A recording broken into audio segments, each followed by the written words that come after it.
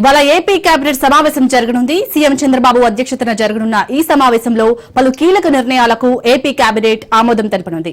ఏడాది పాలన పూర్తయిన సందర్భంగా కేబినెట్ లో చర్చ జరగనుంది.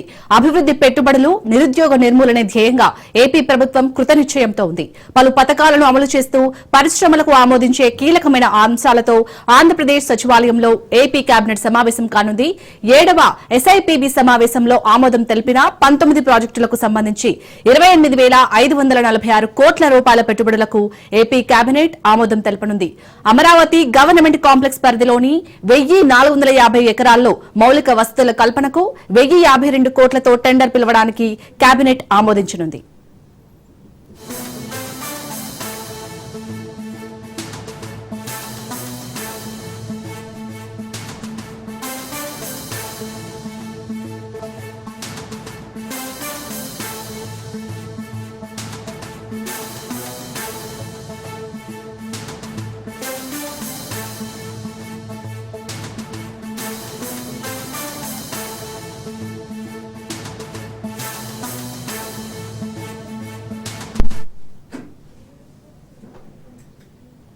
రైట్, ఇవాళ అయితే ఏపీ కేబినెట్ సమావేశం జరగనుంది. ఈ కేబినెట్ కి సంబంధించి మరిన్ని అప్డేట్స్ మా ప్రతినిధి వాసు అందిస్తారు. వాసు, మెయిన్ గా ఈ రోజు జరగబోయే ఏపీ కేబినెట్ సమావేశంలో కీలక నిర్ణయాలకైతే ఇటు కేబినెట్ ఆమోదం తెలిపే ఛాన్స్ ఉన్నట్టుగా తెలుస్తుంది. అసలు ఆ కీలక నిర్ణయాలు ఏంటి, అప్డేట్స్ ఏంటి? Thank you Shalini. ఈ రోజు కీలకంగా కూడా 11 అంశాలను కూడా కేబినెట్ లో చర్చించున్నారు. ప్రధానంగా చూసుకుంటే కనుక మౌలిక వస్తువులు, పెట్టుబడులు, అభివృద్ధి, నిరుద్యోగ నిర్మూలన, అలాగే మొన్న అమ్మఒడి, ఈ పథకాలు కీలకంగా కానున్నాయి. రాష్ట్ర ఏపీ సీఎం చంద్రబాబు నాయుడు, అలాగే deputy CM Pawan Kalyan, BJP అధ్యక్షురాలు పురంధరేశ్వరి, అలాగే ఐటీ శాఖ మంత్రి లోకేష్ ఆధ్వర్యంలో కూడా సంవత్సర సభ జరిగింది. ఈ సభలో కూడా ప్రధానంగా 175 నియోజకవర్గాలకు చెందిన అదే టీడీపీ ఎమ్మెల్యేలు, మిగిలిన నియోజకవర్గాలు ఎవరైతే ఎమ్మెల్యేలు ఎన్నికలు సంబంధిత అధ్యక్షులు కూడా రాత్రి సమావేశమయ్యారు. అంటే ఏ ప్రాంతంలో ఎక్కడెక్కడ పరిశ్రమల స్థాపనకు అనుకూలంగా ఉంది వాటన్నిటిని కూడా క్లస్టర్లుగా విభజించి అక్కడికి వచ్చిన ఔత్సాహిక పారిశ్రామికవేత్తలకు కూడా వాళ్ళకి దిశానిర్దేశం చేయాలని చెప్పారు. ఇదే అంశాలు ప్రధానంగా కూడా కీలకంగా కూడా మరికొద్ది సేపట్లో కూడా ఈ బడ్జెట్ సమావేశాలు ప్రారంభం కానున్నాయి. దీంట్లో ప్రధానంగా చూసుకుంటే కనుక ఏపీలో ఏరోస్పేస్ అండ్ డిఫెన్స్ పాలసీ కింద 4.0 కింద కూడా 5 ఏళ్లలో కూడా ముఖ్యమంత్రి లక్షల కోట్లు సాధించాలని చెప్పి, లక్షల కోట్లు పెట్టుబడులతో ఉద్యోగాలు ఇవ్వాలి, నిరుద్యోగ నిర్మూలన పూర్తిగా 99% సాధించాలని చెప్పేసి కూడా అనుకుంటున్నారు. దీంతో పాటుగానే ఏ ప్రాంతాలను గుర్తించడం కూడా జరిగింది. క్లస్టర్ల వైజ్ గా, అంటే మనకి ఒక్కొక్క ప్రాంతంలో ఒక్కొక్క సంబంధించిన ఇండస్ట్రీస్ పెట్టుకునేందుకు కానీ, మౌలిక వస్తువులు కానీ, అక్కడ లేబర్ కనెక్టివిటీకి, ఎంప్లాయ్మెంట్, వీటన్నింటినీ ప్రధానంగా కూడా చూడనున్నారు. దీనికి సంబంధించి కూడా ఇప్పటికే 22,000 కోట్ల పెట్టుబడులు పెట్టేందుకు కూడా 23 సంస్థలు ముందుకొచ్చినాయి. ఈ సంస్థలు ఏదైతే వచ్చినాయో వారందరికీ ప్రాతినిధ్యం కల్పించాలని, అట్లాగే పలు అభివృద్ధి సంస్థలకు కూడా ఇవ్వాలని, స్థానికంగా ఉన్న పలు సంస్థలకు కూడా నేడు భూ కేటాయింపులు కూడా చేయనున్నారు. దీంతో పాటుగా ప్రధానంగా మౌలిక వస్తువులు, కొత్త ఉద్యోగాలు నిర్మించడం, పెట్టుబడులపైనే ప్రధానంగా ఈ రోజు సమీక్షా సమావేశం జరగించాలి. Right, thank you Vasu.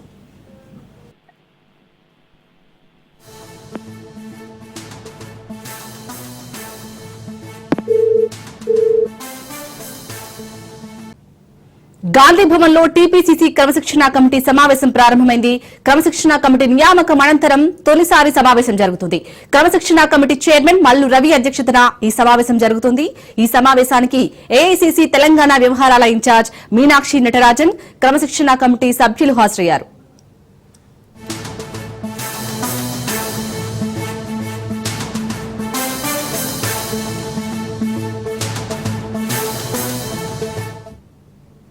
Gandhi Bhavan లో టీపీసీసీ క్రమశిక్షణ కమిటీ సమావేశం ప్రారంభమైంది. క్రమశిక్షణ కమిటీ నియామకం అనంతరం తొలిసారి ఈ సమావేశం జరుగుతుంది. క్రమశిక్షణ కమిటీ చైర్మన్ మల్లు రవి అధ్యక్షతన సమావేశం జరుగుతుంది. ఈ సమావేశానికి ఏఐసీసీ తెలంగాణ వ్యవహారాల ఇన్ఛార్జ్ మీనాక్షి నటరాజన్, క్రమశిక్షణ కమిటీ సభ్యులు హాజరయ్యారు.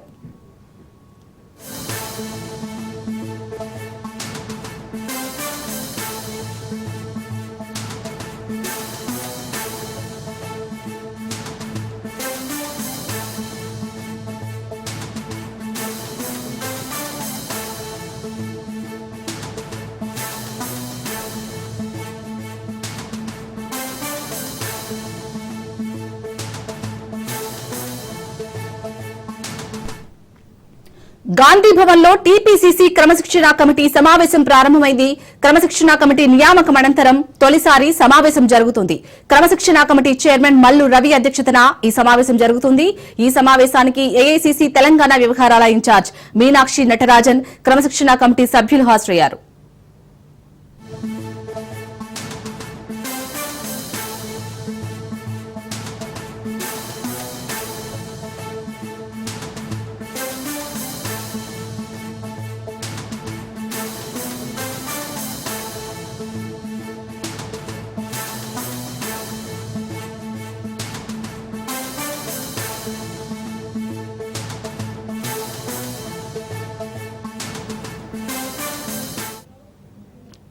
రైట్ గా గాంధీ భవన్ లో టీపీసీసీ క్రమశిక్షణ కమిటీ సమావేశానికి సంబంధించి మరిన్ని అప్డేట్స్ మా ప్రతినిధి రాజు అందిస్తారు. రాజు, ఈ సమావేశంలో ఏ అంశాలపై చర్చించే అవకాశం ఉంది? అప్డేట్స్ దీనికి సంబంధించి.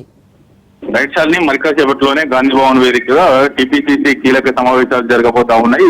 ఇప్పటికే టీపీసీసీ క్రమశిక్షణ కమిటీ సమావేశం ముగిసింది. మల్లు రవి అధ్యక్షతన మరి కాసేపట్లో ఈ యొక్క పిఏసీ టీపీసీసీ రాజకీయ వ్యవహారాల కమిటీ సమావేశంతో పాటుగానే అటు టీపీసీసీ అడ్వైజరీ కమిటీ సమావేశం కూడా ఉమ్మడిగా నిర్వహించబోతా ఉన్నారు. ఈ సమావేశానికి టీపీసీ చీఫ్ మహేష్ కుమార్ గౌడ్ అధ్యక్షతన జరగబోతా ఉంది. ఈ సమావేశానికి ఏఐసీసీ తెలంగాణ రాష్ట్ర వ్యవహారాల ఇన్ఛార్జ్ మీనాక్షి నటరాజన్ తో పాటు CM Revanth Reddy, deputy CM బట్టి విక్రమార్క, కేబినెట్ మంత్రులు, అలాగే పలువురు పిఏజీ, అదే విధంగా అడ్వైజరీ కమిటీలో ఉన్నటువంటి సీనియర్ నేతలు, అటు జానారెడ్డి కావచ్చు, వి హనుమంతరావు, అదే విధంగా చిన్నారెడ్డి, మధుయాక్షి గౌడ్, ఇతర నేతలు కూడా పార్టిసిపేట్ చేయబోతారు. ఇందులో ప్రధానంగా కాంగ్రెస్ పార్టీ సంస్థాగత నిర్మాణం, స్థానిక సంస్థల ఎన్నికల్లో అనుసరించాల్సినటువంటి వ్యూహాలు, ఇటీవల రాష్ట్ర వ్యాప్తంగా చేపట్టినటువంటి కులగణన, అదేవిధంగా ఎస్టీ వర్గీకరణ అంశాలతో పాటు గాని ఏడాదిన్నర కాంగ్రెస్ ప్రభుత్వ పాలనలో అందించినటువంటి సంక్షేమ అభివృద్ధి కార్యక్రమాల పైన ఇందులో క్షేత్రస్థాయిలోకి జనంలోకి ఈ యొక్క పథకాలను తీసుకువెళ్లేటటువంటి అంశాల మీద చర్చించబోతా ఉన్నారు. మరి కాసేపట్లోనే ఈ యొక్క సమావేశాలు ప్రారంభం కాబోతా ఉన్నాయి. ఇప్పటికే గాంధీ భవన్ వేదికగా ఈ యొక్క ఏర్పాట్లు కొనసాగుతా ముమ్మరం చేశారు. దాంతో పాటు కానీ ఇప్పటికే గాంధీ భవన్ కు డిప్యూటీ సీఎం బట్టి విక్రమార్క, పొన్నం ప్రభాకర్ తో పాటు పలువురు సీనియర్ నేతలు చేరుకున్నటువంటి పరిస్థితి ఉంది. ఈ సమావేశం ముగిసిన అనంతరం టీపీసీసీ అడ్వైజరీ కమిటీ సమావేశం ముగిసిన అనంతరం ఇటీవల పార్టీ పదవులు వరించినటువంటి టీపీసీసీ కార్యవర్గంలో కీలకమైనటువంటి టీపీసీసీ జనరల్ సెక్రటరీ, టీపీసీసీ ఉపాధ్యక్ష పదవులు లెక్కించుకున్నటువంటి నేతలకు నియామక పత్రాలు అందజేయబోతా ఉన్నారు. ఆ కార్యక్రమంలో CM Revanth Reddy, PCC chief Mahesh Kumar Goud సైతం పార్టిసిపేట్ చేయబోతా ఉన్నారు. Right, thank you Raju.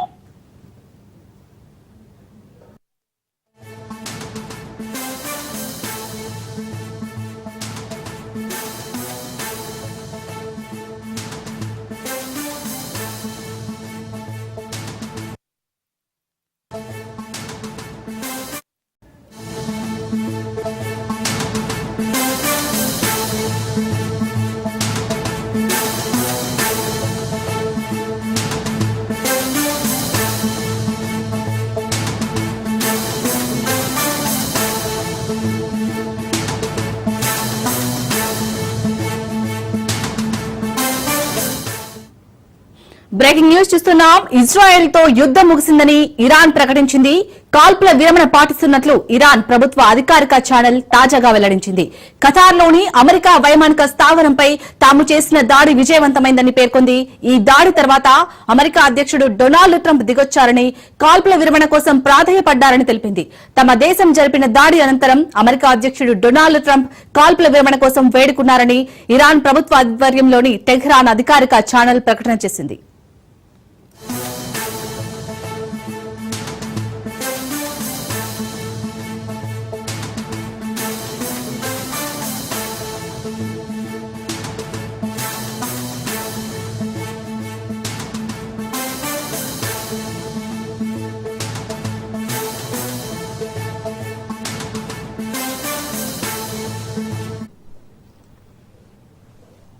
Right, Israel తో అయితే యుద్ధం ముగిసిందని ఇటు ఇరాన్ అయితే ప్రకటించింది. దీనికి సంబంధించి పూర్తి అప్డేట్స్ మా ప్రతినిధి సైదులు అందిస్తారు. సైదులు, దాదాపు 12 రోజులుగా యుద్ధం అనేది పోరాపోరిగా కొనసాగింది. మొత్తానికైతే ఇటు యుద్ధం ముగిసింది అని అయితే అధికారికంగా ప్రకటించారు.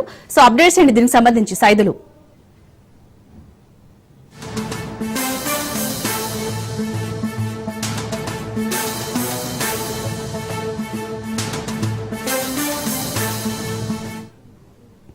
ఇజ్రాయెల్ తో యుద్ధం ముగిసిందని ఇరాన్ ప్రకటించింది.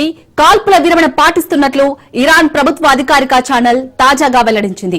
ఖతార్లోని అమెరికా వైమానిక స్థావరంపై తాము చేసిన దాడి విజయవంతమైందని పేర్కొంది. ఈ దాడి తర్వాత అమెరికా అధ్యక్షుడు డొనాల్డ్ ట్రంప్ దిగొచ్చారని, కాల్పుల విరమణ కోసం ప్రాధేయపడ్డారని తెలిపింది. తమ దేశం జరిపిన దాడి అనంతరం అమెరికా అధ్యక్షుడు డొనాల్డ్ ట్రంప్ కాల్పుల విరమణ కోసం వేడుకున్నారని ఇరాన్ ప్రభుత్వ ఆధ్వర్యంలోని టెహ్రాన్ అధికారిక ఛానల్ ప్రకటన చేసింది.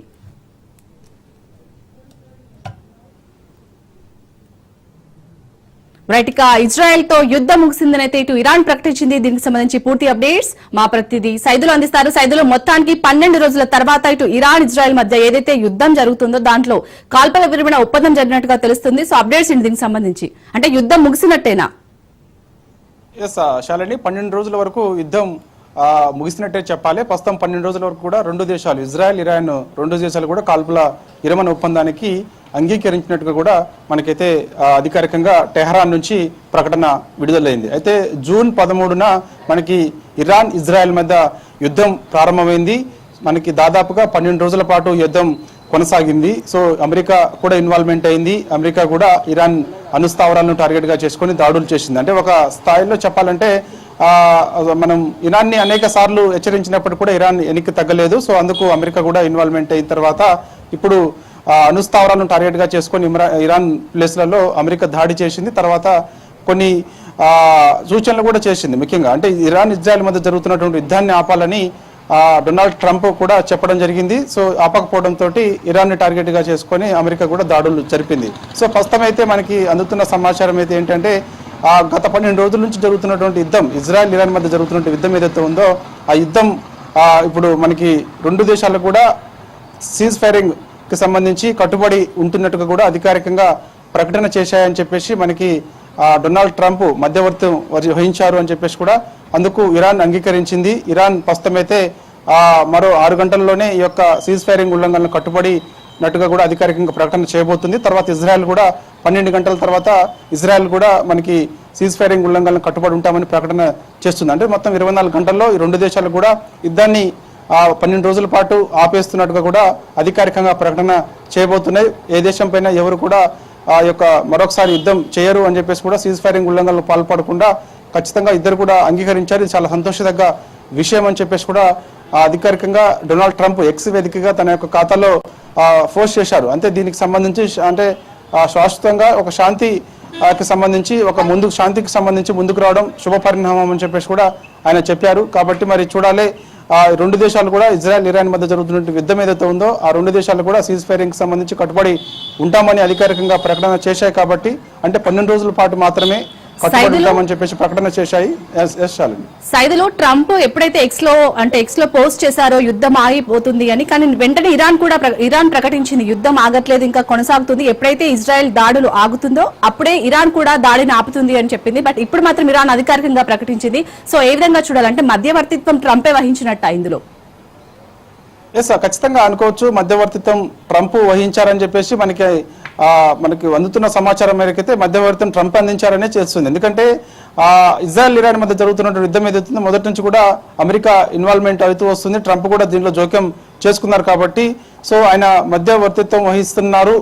అనేక సార్లు ఇటు ఇజ్రాయెల్ తోటి అదేవిధంగా ఇరాన్ కీలక నేతలతోటి మాట్లాడుతున్నారు. కాకపోతే వాళ్ళు ఆ యొక్క యుద్ధాన్ని ఆపే పరిస్థితి లేదని చెప్పేసి కూడా డొనాల్డ్ ట్రంప్ చాలాసార్లు చెప్పారు. కానీ ఇప్పుడు మాత్రం ఆయన మధ్యవర్తిత్వం వహించి ఈ యొక్క రెండు దేశాల మధ్య జరుగుతున్నటువంటి యుద్ధం ఏదైతే ఉందో ఆ యుద్ధాన్ని నేనే ఆపేశానని చెప్పేసి అధికారికంగా ఆయన తన ఎక్స్ లో పోస్ట్ చేశారు. కాబట్టి సో ఎందుకంటే గతంలో కూడా మనం భారత్ పాకిస్తాన్ మధ్య జరుగుతున్న యుద్ధం ఏదైతే ఉందో ఆ యుద్ధానికి సంబంధించి మధ్యవర్తి వహించాను అని చెప్పేసి కూడా ఆయన అధికారికంగా ప్రకటన చేశారు.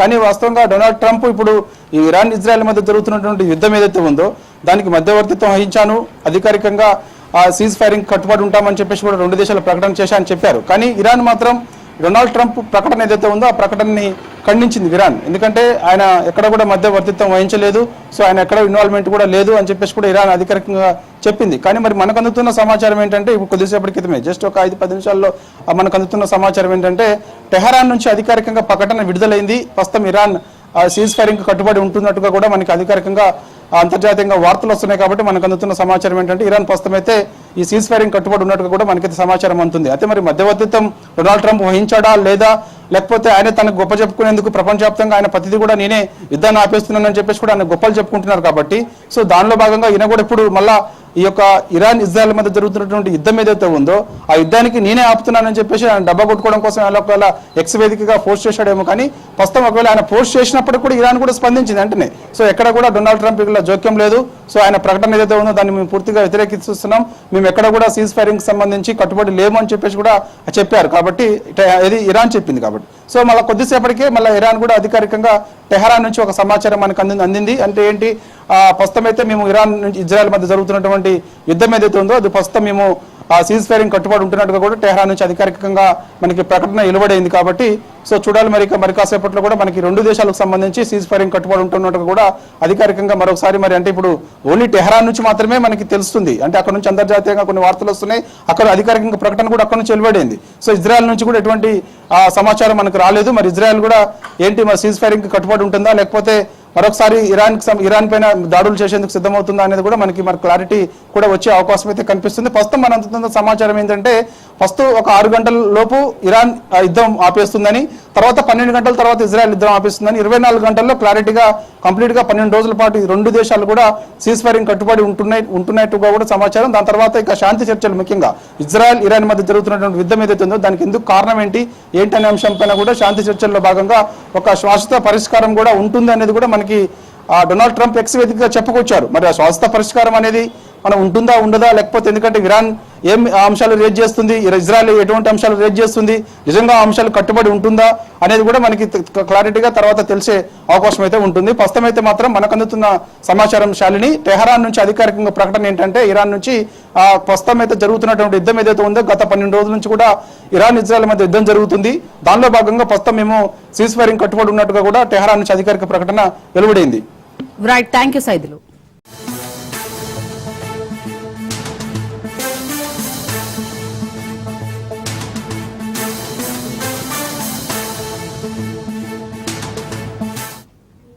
హైదరాబాద్ జీడిమెట్ల హత్య కేసులో సంచలన విషయాలు వెలుగులోకి వచ్చాయి. ప్రియుడితో కలిసి తల్లిని అడ్డు తొలగించుకునేందుకు స్కెచ్ వేశారు. ఇంట్లో అంజలి పూజ చేస్తుండగా వెనుక నుండి దాడి చేశాడు తేజశ్రీ ప్రియుడు శివ. శివ తమ్ముడు కత్తితో పీక కోశాడు. మృతురాలు అంజలి చాకలి ఐలమ్మ ముని మనవరాలుగా గుర్తించారు. తేజశ్రీకి శివ 8 నెలల క్రితం ఇన్స్టాగ్రామ్ లో పరిచయమైంది. వారం క్రితమే బాలిక ప్రియుడు శివతో కలిసి వెళ్లిపోయింది. 3 రోజుల క్రితమే తిరిగొచ్చింది. 10వ తరగతిలోనే ప్రేమ ఏంటని ప్రశ్నించినందుకు తల్లిని కడతీర్చింది కూతురు. తన చెల్లెల్ని చంపిన వారిని కఠినంగా శిక్షించాలని మృతురాలి సోదరి శోభ కోరుతుంది.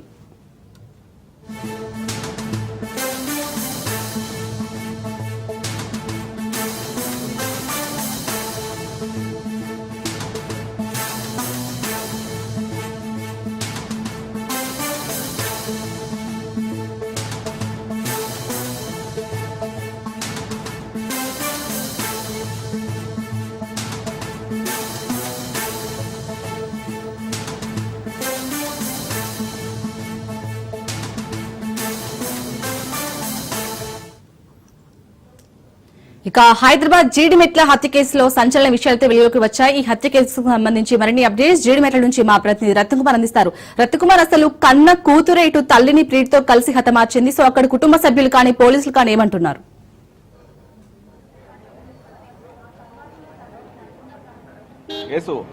ఇప్పటి వరకు అనేక ఇన్సిడెంట్లను వరుసగా చూస్తూ వస్తున్నాము.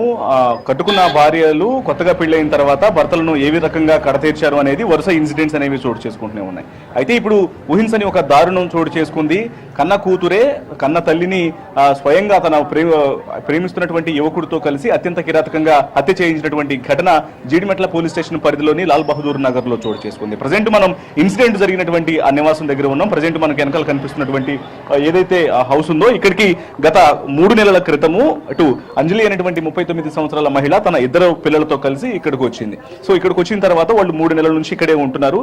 అయితే ప్రస్తుతం 16 ఏళ్ల ఎవరైతే తేజశ్రీ అనేటువంటి కుమార్తె ఉందో ఆమె తన ఇటు ఇన్స్టాగ్రామ్ ద్వారా శివానే యువకుడితో పరిచయాన్ని ఏర్పాటు చేసుకుంది.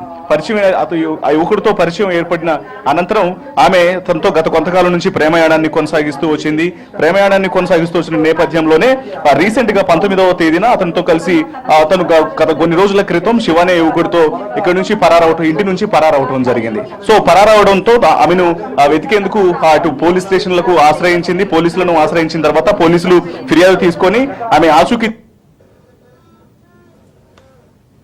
అప్పగించిన తర్వాత ఇటు తల్లి ఎవరైతే అంజలి ఉన్నారో మృతురాలు ఆమెకు అలాగే కూతురు తేజశ్రీకి ఇద్దరికి మధ్య మనస్పర్ధలు అనేవి ఏర్పడ్డాయి. ఈ క్రమంలోనే ఎట్లాగైనా సరే తల్లిని చంపించాలన్నటువంటి ఒక కుట్రకు ప్లాన్ చేసింది కూతురు తేజశ్రీ. ఈ క్రమంలోనే నిన్న తన ప్రియుడైనటువంటి శివను కట్టంలో నివాసం ఉంటాడు, అతను ఇంటర్మీడియట్ చదువుతున్నట్లు కూడా పోలీసులు తెలియజేస్తున్నారు. అతన్ని పిలిపించి అతనితో పాటు శివనికి ఫోన్ చేయడంతో శివతో పాటు అతను తన యొక్క సోదరుడు యశ్వంతుని తీసుకొని లాల్ బహదూర్ నగర్ చేరుకున్నాడు తేజశ్రీ ఉన్నటువంటి నివాసం దగ్గరికి. రాత్రి 10 గంటల సమయంలో తల్లిని అత్యంత కిరాతకంగా ఇటు అంజలిని మొదట ఉన్నటువంటి లోపల చున్నీలతో ఉరిబిగించి గట్టిగా ఊపిరాడకుండా చేసి ఆ తర్వాత రాడ్లతో అత్యంత కిరాతకంగా హత్య చేయడం జరిగింది. హత్య చేసి వీళ్ళు ఇక్కడ నుంచి పరారేటువంటి ప్రయత్నం చేశారు. అయితే 11 గంటల ప్రాంతంలో పోలీసులకు సమాచారం అనేది వెళ్ళింది ఇక్కడ ఒక హత్య జరిగిందన్నటువంటి విషయానికి సంబంధించి. సమాచారం అనేది వెళ్లడంతో ఇమీడియట్ గా పోలీసులు ఘటనా స్థలానికి చేరుకొని ఇమీడియట్ గా బాడీని రికవర్ చేయడం జరిగింది. పోస్ట్ మార్టం నిమిత్తం స్థానికంగా ఉన్నటువంటి ఆసుపత్రికి తరలించారు. ఇక ఈ హత్యకు ప్లాన్ చేసినటువంటి ఎవరైతే కూతురు తేజశ్రీ ఉన్నారో తేజశ్రీతో పాటు ఇది హత్యలో పార్టిసిపేట్ చేసినటువంటి ఇద్దరు శివ యశ్వంత్ ఇద్దరిని కూడా పోలీసులు అదుపులోకి తీసుకున్నారు. ప్రస్తుతం పోలీసులు ఇన్వెస్టిగేషన్ స్టార్ట్ చేసి వాళ్ళను ఈ కుట్రకు సంబంధించినటువంటి ప్లాన్ అనేది ఎంతకాలం నుంచి కూడా రచిస్తున్నారు, అసలు ఎలా జరిగిందనేది కూడా పూర్తిగా కేసు అనేది నమోదు చేసి దర్యాప్తు చేస్తున్నటువంటి పరిస్థితి ఉంది. అయితే తమ సోదరి అత్యంత కిరాతకంగా కన్న కూతురి చేతిలో చనిపోవడంతో ఆమె యొక్క కుటుంబ సభ్యులు అటు సోదరి శోభ అలాగే ఇద్దరు కూతురు ఉన్నారు అంజలికి, అందులో తేజశ్రీ యొక్క హత్యకు ప్లాన్ చేస్తే మరొక కూతురు ఎవరైతే ఇంకొక కూతురు ఉన్నారో ఆమె ప్రస్తుతం తల్లిని కోల్పోయినటువంటి బాధతో వెలిపిస్తున్నటువంటి పరిస్థితి ఉంది. సో ఈ వ్యవహారం అంతా కూడా ప్రస్తుతం షాకింగ్ గా మారింది. కన్న కూతురే తల్లిని అత్యంత కిరాతకంగా ప్రియుడితో కలిసి సంహరించడం అనేది ఈ మధ్య కాలంలో చాలా పెను సంచలనంగా భావించాల్సినటువంటి పరిస్థితి ఏర్పడింది. ఇన్సిడెంట్ మీద ప్రస్తుతం పోలీసులు కేసు నమోదు చేసి దర్యాప్తు చేస్తున్నారు. ఇక ఇమీడియట్ గా ఎప్పుడైతే ఇంటికి మర్డర్ జరిగినటువంటి విషయం తెలిసిన తర్వాత కొద్దిసేపటి క్రితమే స్థానికంగా ఉన్నటువంటి బాలనగర్ డీసీపీ ఘటనా స్థలానికి చేరుకున్నారు. ఘటనా స్థలాన్ని పరిశీలించి ఆయన పూర్తిగా క్లూస్ టీమ్ స్థాయితో సహిన ఆధారాలను కూడా సంపాదించడం జరిగింది. మరోవైపున ఇటు ముగ్గురు నిందితులను కూడా అదుపులోకి తీసుకొని కేసు దర్యాప్తును ప్రారంభించారు. శాలిని, రత్నకుమార్ మీరు అన్నట్టు ఇప్పుడు ఎవరైతే చనిపోయారో అంజలికి ఇద్దరు కూతురు అంటున్నారు. మరి నిన్న ఈ ఘటన జరిగినప్పుడు తేజశ్రీ వాళ్ళ చెల్లెలు ఏమంటుంది అసలు? అంటే అప్పుడు ఉందా అక్కడ తను?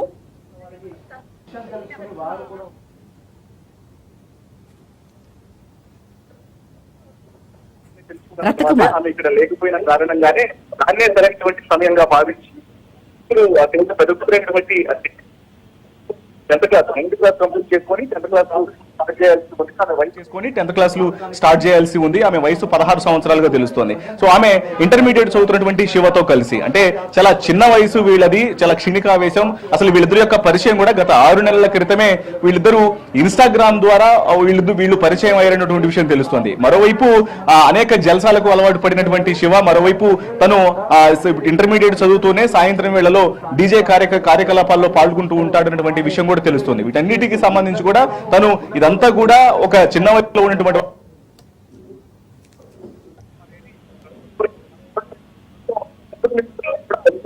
పోలీసులు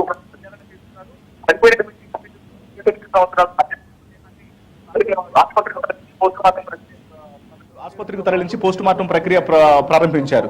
ఏదేమైనప్పటికీ ఈ యొక్క ఇన్సిడెంట్ లో ఖచ్చితంగా నిందితులందరికీ కూడా కఠిన శిక్ష పడాలంటూ కూడా ఇటు వాళ్ళ కుటుంబ సభ్యులందరూ కూడా తెలియజేస్తూ ఉన్నారు. రత్నకుమార్, అలాగే ఇప్పుడు మృతురాలు అంజలి ఎవరైతే ఉన్నారో తను చాకలి ఎలమ్మ ముని మన్మరాలుగా గుర్తించారు. సో మరి అక్కడ కుటుంబ సభ్యులు ఏమంటున్నారు? అసలు అంటే ఈ అమ్మాయి కనీసం 10th క్లాస్ కూడా కాలేదు మీరు చెప్పినట్టు. సో తేజశ్రీ వాళ్ళ చెల్లెలతో ఎప్పుడైనా ఏమైనా డిస్కస్ చేసేదా? తేజశ్రీ వాళ్ళ చెల్లెలు ఏమంటుంది మెయిన్ గా?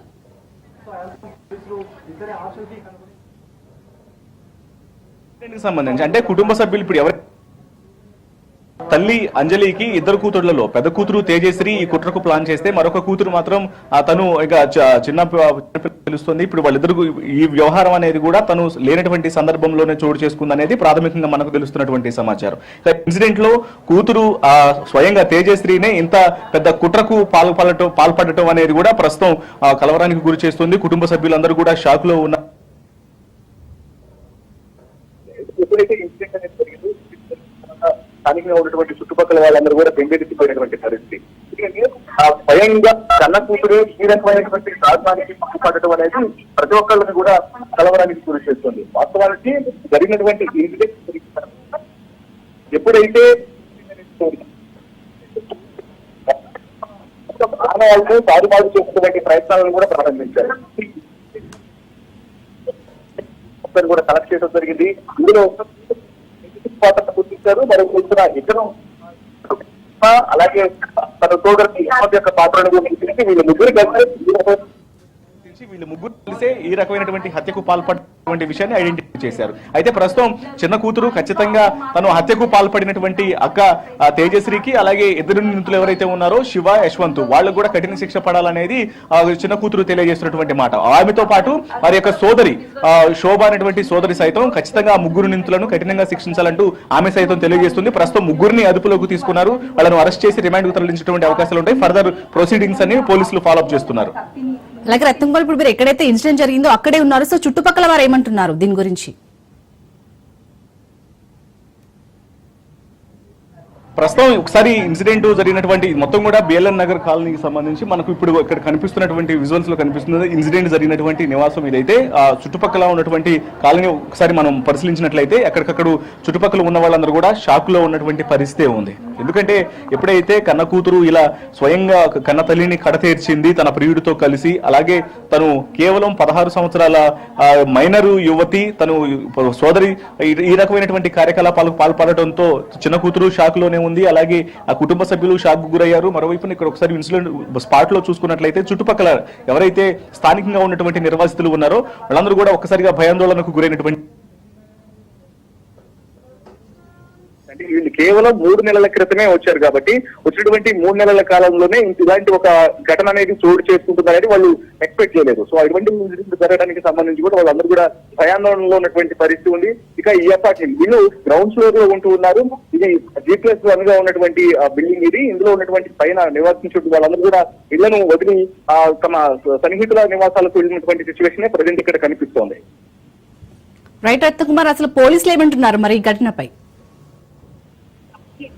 అయితే సంబంధించి ప్రస్తుతం ఎప్పుడు పోలీసులు కేసు నమోదు చేయడం దర్యాప్తును ప్రారంభించారు. ముగ్గురు నిందితులను స్థానికంగా ఉన్నటువంటి ఇన్స్పెక్టర్ తో పాటు బాలనగర్ డీసీపీ చేసుకున్నారు. పోలీసులు కూడా వాళ్ళు ఇక్కడికి చేస్తున్నారు. అలాగే ఉపయోగించినటువంటి వస్తువులు ఏవైతే ఉన్నాయో అన్నిటికీ సీజ్ చేశారు. ముగ్గురు నిందితులు అదుపులోకి తీసుకొని కేసు దర్యాప్తు అనేది ప్రారంభించారు. ఇప్పటికే తేజశ్రీకి శివకు ఏ రకంగా పరిచయం ఏర్పడింది, 9వ తరగతి పూర్తి చేసినటువంటి ఆమెకు అంటే ముఖ్యంగా మొబైల్ వాళ్ళిద్దరి మధ్య జరిగినటువంటి సంభాషణలకు సంబంధించి ఎంతకాలం నుంచి వీళ్ళిద్దరి మధ్య ఈ ప్రేమ వ్యవహారం అనేది నడుస్తుంది అనేటువంటి డీటెయిల్స్ మొత్తాన్ని కూడా ఆమె మొబైల్ ను సీజ్ చేశారు కాబట్టి ఆ మొబైల్ ద్వారా తెలుసుకున్నటువంటి ప్రయత్నం చేస్తున్నారు. ఇంకొక రకంగా చెప్పాలంటే అసలు ఈ మొబైల్ ద్వారా తను మొబైల్ యూజ్ చేస్తుంది చెప్పకుండా ఇంట్లో నుంచి బయటికి వెళ్తుంది అప్పుడప్పుడు. అలాగే రీసెంట్ గానే ఆమె గత అంటే శివతో పరారవటం జరిగింది. తర్వాత పోలీసులకు ఫిర్యాదు చేయడంతో ఆమెను తిరిగి తీసుకురావడం జరిగింది. పోలీసులు తల్లికి అప్పగే చెప్పారు. ఈ క్రమంలోనే ఇద్దరి మధ్య వాగ్వాదం అనేది చోటు చేసుకున్నటువంటి పరిస్థితి ఉంది. కాబట్టి సో వీటన్నింటినీ కూడా ప్రస్తుతం పోలీసులు తమ దర్యాప్తులో ఇన్వెస్టిగేషన్ చేస్తున్నటువంటి పరిస్థితి ఉంది. ముగ్గురు నిందితుల యొక్క పాత్రకు సంబంధించి అసలు తేజశ్రీ శివకు మధ్య ఉన్నటువంటి పరిచయాన్ని ఆరా తీస్తున్నారు. జరిగినటువంటి హత్య మీద ఎవిడెన్స్ మొత్తాన్ని కలెక్ట్ చేస్తూనే వాళ్ళను క్వశ్చనరీ అనేది ప్రారంభించడం జరిగింది. ఇందులో సహకరించినటువంటి వ్యక్తి ఎవరైతే ఉన్నారో సోదరుడు యశ్వంత్, శివ వాళ్ళ సోదరుడు యశ్వంత్ను కూడా క్వశ్చన్ చేస్తూ ఉన్నారు. ముగ్గురు నిందితులకు కూడా కఠిన శిక్ష విధించాలని ఒకవైపున కుటుంబ సభ్యులు కోరుతున్నారు. పోలీసులు సైతం తమ పనిని తాము ప్రారంభించారు. Right, thank you Ratnakumar. అయినప్పటికీ కూడా ధ్వని ప్రదర్శన విధంగా అయితే ఉంది అంటూ కూడా స్థానికులు చెప్తున్నారు. ఒకసారి ఇల్లంతా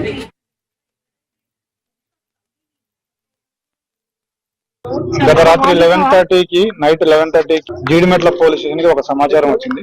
ఆ సమాచారం మేరకు జీడిమెట్ల పరిధిలో ఉన్న ఇది లాల్ బహదూర్ నగర్ ఈ ఏరియాలో ఒక ఇంట్లో ఒక స్త్రీ హత్యకు గురైందనే సమాచారం వచ్చింది. దాంతో ఇమీడియట్ గా SHO జీడిమెట్ల అండ్ స్టాఫ్ వచ్చి పరిశీలించగా 39 సంవత్సరాల వయసున్న అంజలి మహిళ చనిపోయి కనిపించింది. తర్వాత ఆ మృతికి సంబంధించిన కారణాలు సిబ్బంది ఇన్వెస్టిగేట్ చేయగా ఆరా తీయగా తెలిసింది ఏంటంటే ఈవిడికి 2 కూతుర్లు ఉన్నారు. ఒక కూతురు వయసు 16 సంవత్సరాలు. ఆ అమ్మాయి పేరు తేజశ్రీ. ఈ నెల 19వ తారీఖు ఒక లవ్ అఫైర్ తోటి ఒక వ్యక్తితో వెళ్లిపోవడం జరిగింది. వెంటనే ఆ తల్లి వచ్చి కంప్లైంట్ చేసింది. వెంటనే ఆ అమ్మాయిని మళ్ళీ 20వ తారీఖే మా జీడిమెట్ల పోలీసు వారు అమ్మాయిని ఆ వ్యక్తిని కనిపెట్టి ఇమీడియట్ గా ఆ అమ్మాయిని ఆ తల్లికి హ్యాండ్ ఓవర్ చేయడం జరిగింది. ఆ తర్వాత తల్లి బిడ్డకి ఇద్దరికి ఆ విషయంలో మనస్పర్ధలు వచ్చినాయి. ఆ అమ్మాయి తేజశ్రీ ఎవరైతే ఉందో ఆ అమ్మాయి తల్లిని ఎట్లాగైనా అడ్డు తొలగించుకోవాల్సిందే, ఆ అబ్బాయిని పెళ్లి చేసుకోవాలంటే అని చెప్పేసి ఆ అబ్బాయి ఎవరైతే ఆ అమ్మాయి ప్రేమించిన అబ్బాయి ఉన్నాడో శివ, ఇతను కట్టంగూరులో ఉంటాడు, నల్గొండ జిల్లా. ఆ శివాని పిలిచి తన తల్లిని హత్య చేయవలసిందిగా పురికొల్పింది. దాంతో శివ యశ్వంత్ అనే వాళ్ళ తమ్ముడిని కూడా తీసుకొని వచ్చి వాళ్ళిద్దరూ కలిసి ఈవిడ్ని చున్నీతోటి గొంతుకి బిగించి చంపడం జరిగింది. రాత్రి 7:30కి జరిగింది. వెంటనే మాకు 11:30కి సమాచారం రాగానే ఇమీడియట్ గా FIR కూడా చేసినాము. So we're investigating it, we will catch the act. Siva వాళ్ళ తమ్ముడు ఉన్నాడు, శివ వాళ్ళ తమ్ముడు యశ్వంత్ ఉన్నాడు, అతనికి 17 years. శివ ఇతను ఇంటర్మీడియట్ చదువుతున్నాడు. గత రాత్రి 11:30కి నైట్ 11:30కి జీడిమెట్ల పోలీస్ స్టేషన్ కి ఒక సమాచారం వచ్చింది. ఆ సమాచారం మేరకు జీడిమెట్ల పరిధిలో ఉన్న ఇది లాల్ బహదూర్ నగర్ ఈ ఏరియాలో ఒక ఇంట్లో ఒక స్త్రీ హత్యకు గురైందనే సమాచారం వచ్చింది.